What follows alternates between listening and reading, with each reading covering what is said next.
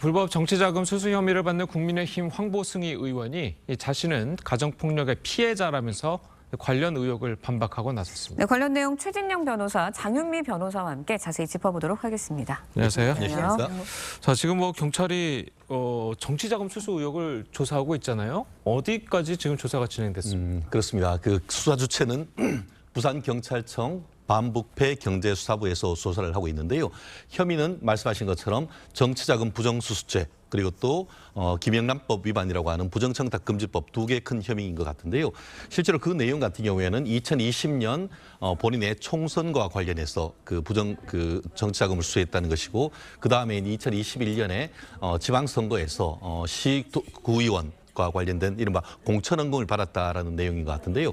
이를 뒷받침하는 증거로는 이혼한 전 남편이 그 당시 집에 있었던 공천헌금과 관련되는 노트를 발견했고 그것을 사진으로 찍었다라고 하는 내용을 지금 경찰에 조사를 했다고 하는데 그 내용의 진위를 조사를 하고 있고 그와 관련해서 지금 전 남편에 대해서도 이 부산청에서 거의 5차례 이상 불러서 지금 조사를 하고 있기 때문에 현재 조사는 상당 부분 진행된 것이 아닌가 그렇게 예측을 합니다. 네, 말씀 주신 대로 이제 전 남편 A씨가 돈을 준 사람들의 이름과 금액이 적힌 명부를 경찰에 제출했습니다. 정치 자금 수수 의혹을 밝히는데 중요한 역할을 하게 될까요? 어떻게 그렇죠. 예상하시나요? 이 명부라는 건 사실 가공하기가 어려운 부분이 있는 것도 사실이긴 합니다. 지금 이 남편이 본인의 SNS에 이 명부의 일부를 또 공개하기도 했는데 보면 이름이 적혀 있고요. 옆에 뭐 7만 이런 숫자가 적혀 있습니다. 그렇다면 이게 정치 자금은 아주 좀 은밀하게 주고받기 마련입니다. 근데 그걸 뒷받침하는 증거로 아무래도 수사기관을 활용할 수밖에 없어 보이는 부분이 있고요. 그 부분과 관련해서 전 남편이 적극적으로 경찰 조사에 임하고 있는 것 같습니다. 무려 참고인 조사에 8차례나 응했다라는 걸 보면 수사의 단서를 끊임없이 좀 제공하고 있는 것으로 보이고 관련한 진술로도 이 혐의를 좀 구체화하고 있는 것으로 보이는데 일단 황보승희 의원은 이건 사적 복수에 불과하다라는 입장 내놓고 있습니다. 예, 뭐 사적 복수에 불과한지 안 한지는 수사를 해봐야 알겠지만, 자 어쨌든 뭐 사업가로부터 아파트도 받고 그리고 뭐 자동차, 금품 등도 제공받았다는 의혹도 있잖아요. 자, 이 부분은 또 어떻게 되는 겁니까? 결국 이 부분도 결국 그 정치자금법 위반일 가능성이 지금 그 상정을 하고 조사를 하고 있는데요. 정치자금법 위반 같은 경우에는 정치자금법에 정해진 절차와 정치자금에 정해진 한도를 넘어서고 다른 방법으로 하면은 그 자체로 정치자금법 위반이다라고 얘기하고 있는데 결국 이 부분 같은 경우에도 결국 마포구에 있는 아파트, 자동차 그리고 신용카드를 받았다라고 할 경우에는 정치자금법 위반으로 지금 수사를 어떻게 보면 혐의가 될 수 있습니다. 다만 이 부분 같은 경우에 정치자금법이 어떻게 규정돼 있냐면은 말씀드린 것처럼 원칙적으로는 그 정치자금법에 따르는 어떤 절차를 거치지 않으면 정치자금법 위반이지만 가족인 경우에는 그러지 아니하다 이렇게 돼 있습니다. 그렇기 때문에 이 부분과 관련해서 황보 의원의 전 남편 같은 경우에는 이른바 황보 의원의 내연남 내지는 사실혼의 내연남으로부터 받았기 때문에 이것은 부정한 정치자금 수수다라고 얘기를 하고 있습니다만 황보 의원을 비롯한 지금 돈을 지급했다는 당사자 같은 경우에는 나는 사실혼 관계의 배우자이기 때문에 이른바 정치자금법의 예외 규정으로 내가 가족이기 때문에 가족이 돈을 주고 같은 집에 사는 것이 무슨 어떤 죄가 되느냐라고 지금 사실 공방을 벌이고 있기 때문에 이 부분이 말씀하신 것처럼 실질적인 어떤 사실혼 관계인지 아니면 단순한 내연 관계에서 돈을 주고받았는지 이 부분을 밝혀야 될 부분인 것 같은데요. 나아가 한 가지 또 추가적인 지금 의혹이 제기된 것이 그 황보 의원이 이혼을 한 다음에 지금 본인은 이제 사실혼 배우자라고 하는 사람과 국회의원 회관에 관용차를 타고 수시로 드나들고 그리고 또 의원실에 있는 비용으로 해서 뭐 부산으로 가는 KTX를 이용했다라는 그런 의혹도 벌어지고 있는 반면에 정작 당사자 같은 경우에는 그것이 이제 그 배우자로서 어떤 그 실제 갈 때는 같이 갈 뿐인 것이지 따로 갈 때는 그와 같은 공적 자산을 이용한 적이 전혀 없다라고 진실 공방을 벌이고 있어서 이 부분에 대한 어떤 실체적인 수사도 지금 진행되고 있는 것이 아닌가 생각합니다. 근데 그 사실혼이든 내연남이든 그 진짜 남편이 아니잖아요. 그럼 법적인 남편이 아닌데 뭐 그런 것들이 가능한 겁니까? 결국 말씀드린 것처럼 이제 그 정치자금법 위반 같은 경우에는 원칙적으로 지금 말씀드린 것처럼 정치자금법에 정해진 절차와 한도를 받아야 되는데 가족들 같은 경우에는 가족들로서 뭐 증여세만 지급한다고 하면은 그 절차에 따르지 않는다 하더라도 문제가 없다라고 하는 단서 조항이 있는데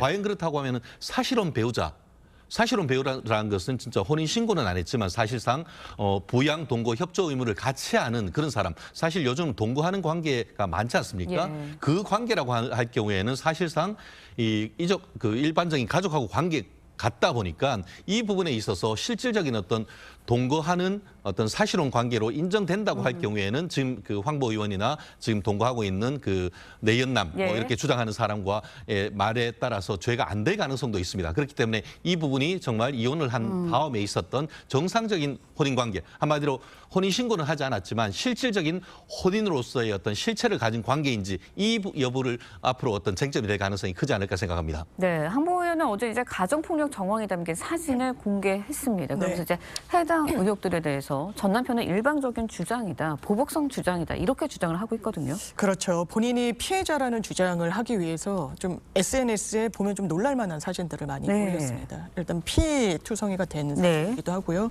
팔에 멍이 들고 있고 옷이 어쨌든 폭행의 흔적이라고 네. 본인이 주장하는 이제 찢어진 이런 사진까지 공개를 했는데 일단 황보승희 의원의 주장은 이렇습니다. 이 부분이 허위가 많이 섞여 있고 이 사적 어떤 감정을 가진 전 남편의 제보에 경찰이 1년 넘게 수사를 하고 있다라고 이야기를 네. 하면서요. 이런 사진 굉장히 좀 내밀한 부분이잖아요. 사생활과 관련이 되어 있고요. 공개하기가 쉽진 않았지만 일단 두 자녀가 아직 사춘기라는 겁니다. 그래서 본인의 입장을 해명할 필요성이 있었고 또 정치인이잖아요. 그래서 지역에서 본인을 지지하는 주민들이나 당에 누가 될까 봐 이런 결단을 내렸다는 게 황보승희 의원의 주장 내용입니다. 자, 그런데 이 전 남편의 이제 주장으로는 아니 무슨 가정폭력과 정치자금 위반이 무슨 관계냐. 그리고 가정폭력도 쌍방폭행이었다 이렇게 주장을 하거든요. 자, 그 부분은 어떻게 되는 겁니까? 그렇습니다. 말씀하신 것처럼 두 개는 완전히 별개인 것인데 그 황보 의원 같은 경우에는 두 개를 이렇게 결국 나는 가정폭력의 피해자이고 그리고 피해자인 상황 속에서 어떻게 보면 가해자가 사적 보복을 위해서 한 예. 거기 때문에 지금 전 남편의 주장 자체에 신빙성이 없다. 이런 취지로 지금 다투는 것 같습니다. 그렇게 하면서 본인이 2020년, 2021년에 있었던 어떤 선거와 관련해서 돈을 받은 사실이 전혀 사실무근이다. 이렇게 지금 주장을 하고 있거든요. 그렇기 때문에 두 개는 완전히 분리해서 지금 앞으로 수사를 해야 되는 그런 부분임에도 불구하고 어쨌든 예. 황보 의원에 대해서는 지금 국민의힘 내에서도 어떻게 보면 이 부분에 대한 그 윤리심사 내지는 징계 절차를 만장일치로 했다는 점에서 과연 누가 말이 맞는지에 대해서는 뭐 앞으로 했던 사실관계를 확인해야 되겠습니다만 전체적인 흐름에 봤을 때는 황보승희 의원의 어떤 말씀에 신빙성이 과연 있는지에 대해서는 상당히 의문인 점이 적지 않은 것 같습니다. 네, 국민의힘 당무감사위원회 황보 의원에 대한 당무감사를 진행하기로 했습니다. 네. 그런데 이제 일각에서는 좀 뒤늦은 거 아니냐 이런 비판도 나오고 있거든요. 그러니까 당무위에서 지금 말씀 주신 것처럼 전원일치로 만장일치로 이건 감사해야 된다라고 했습니다. 물론 수사 초기에 착수했을 수도 있었겠지만 이게 단순히 정치자금법 그리고 불법 자금을 수수한 거에 넘어서 이게 굉장히 뭐 부정행위다 불륜이다랑 이제 연결고리를 갖고 있는 사건이거든요. 네. 그러니까 아마 당 차원에서는 즉각적으로 본인이 너무나 적극적으로 부인하고 있는 상황에서 당무위 감사에 바로 착수하기는 좀 어려웠던 사정이 있지 않았을까라는 생각이 들지만 일단 수사가 상당히 무르익고 있는 게 맞습니다. 속도를 내고 있고 관련해서 제보자가 언론, 수사기관에 여러 주장을 하고 있는 상황에서 당으로서도 그냥 이 부분을 지켜보기는 어렵기 때문에 감사에 착수한 것으로 보입니다. 이 황보 의원이 예. 예전에 이제 그 이준석 대표가 이제 대표를 할 시절에 대변인을 했었잖아요. 그 대변인을 하던 시절에 이제 처음에 그 불륜이 있었다. 자, 그런 제보가 이제 당으로 들어와 가지고 한참 이제 뭐 논란되고 언론에서도 좀 기사를 쓰고 막 이렇게 하니까 대변인에서 그만뒀단 말이에요. 만약에 그 당시에 당에서 좀 조사를 해서 좀 미리 좀 처리를 확실하게 했더라면 좀 지금 같은 그런 이렇게까지 커지지는 않았을까? 자, 이런 얘기도 좀 있거든요. 그렇습니다. 지금 말씀하신 것처럼 조금 더 빠른 어떤 위기에 대한 대응이 필요한 것이 아닌가라는 지금 그 만시지탄의 어떤 그 비판이 있는 것 같은데요. 그 당시 같은 경우에 당시에 어떤 관계자들의 해명 같은 경우에는 그것은 개인적인 내용이고 그러다 보니까 수석 대변인에서 이제 사퇴하는 것만으로도 뭐 정치적 책임을 진 것이 아니냐는 그런 식으로 얘기했었는데 지금 그 현재 이르러서는 그것보다 훨씬 더 이제 정치적 파장이 크고 오늘 일부 언론 같은 경우에는 부산 내에 있는 초재선을 비롯해서 상당히 부산에서 정치적 영향이 있는 여당 의원들과의 어떤 그 지금 얘기하고 있는 그 네. 황보승희 의원의 사실혼 남자 내지는 내연남이 여러 어떤 그 개인적인 관계가 있었다는 비위와 관련되는 내용이 나오기 때문에 말씀하신 것처럼 조금 더 일찍 이 부분에 대한 윤리심사 내지는 징계 절차가 있다고 하면은 이 지경에 이르지 않았었을 텐데 오히려 지금 같은 경우에는 황보승희 의원발 지금 부산 총선을 앞두고 굉장히 어떻게 보면은 그 앞으로의 어떤 그 부산 지역 내에서의 정치적 지형이 어떤 식으로 바뀔지 정말 예측하기 어려울 정도의 어떤 그 큰 그 스캔들로 되기 때문에 어떤 위험이 있었을 때 최대한 빨리 모든 것을 정리하는 그런 것이 있어야 되는 것이 아닌가 하는 생각이 듭니다. 알겠습니다. 자, 오늘 두 분 변호사님 말씀 여기까지 듣겠습니다. 잘 들었습니다. 네, 고맙습니다. 감사합니다.